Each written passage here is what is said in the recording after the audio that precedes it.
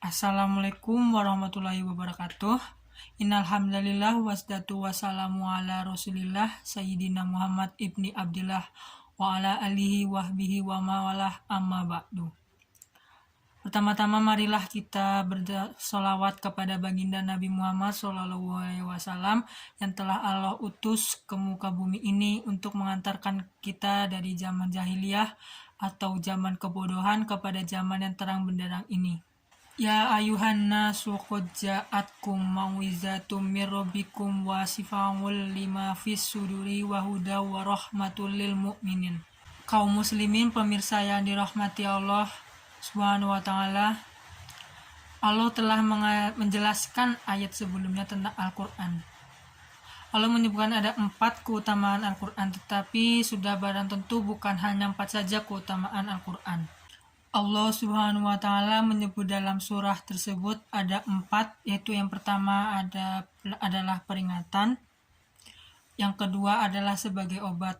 Tentunya obat ini dibagi menjadi 2, yaitu obat bagi hati kita atau menyembuhkan sifat kekafiran, keangkuhan, kesirikan, iri dengki, dan sifat buruk-buruk lainnya. Dan yang kedua adalah sebagai obat bagi penyakit kita. Sebagaimana Nabi Muhammad SAW mengajarkan kepada kita untuk meruqyah orang sakit dengan Al-Quran. Lalu keutamaan selanjutnya yaitu Al-Quran sebagai petunjuk bagi kita, bagi kaum muslimin, bagi orang-orang yang bertakwa. Dan keutamaan yang terakhir adalah sebagai rahmat yang di dalamnya terdapat kasih sayang. Namun, kapankah Al-Quran ini akan menjadi petunjuk bagi kita? Maka bagi pemirsa yang dirahmati oleh Allah Subhanahu wa taala, ada 3 perkara yang harus dilakukan oleh setiap orang. Yaitu dengan itu orang akan mendapatkan keutamaan dari Al-Qur'an. Yang pertama adalah membaca Al-Qur'an.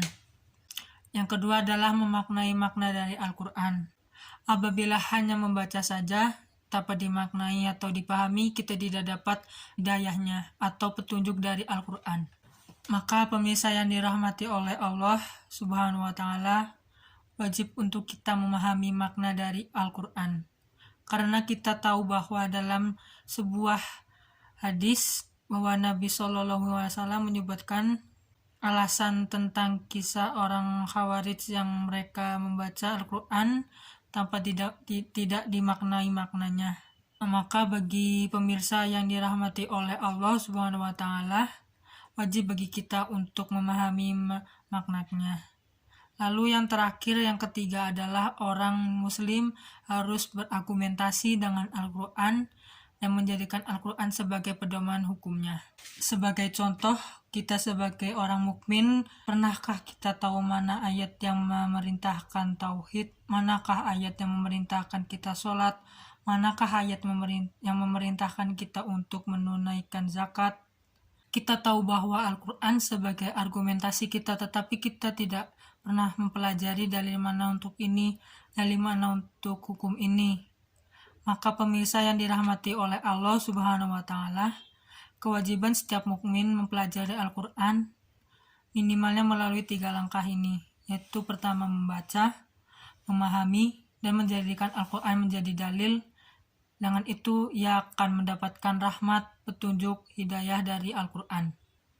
Mudah-mudahan Allah Subhanahu wa taala memberikan taufik pada 3 perkara itu, sehingga kita mendapatkan kebahagiaan dari Al-Quran. Akhirul kalam, subhanakallahumma wa bihamdika asyhadu alla ilaha anta astaghfiruka wa atubu ilaih. Wallahul muwaffiq ila aqwamit thoriq. Wassalamualaikum warahmatullahi wabarakatuh.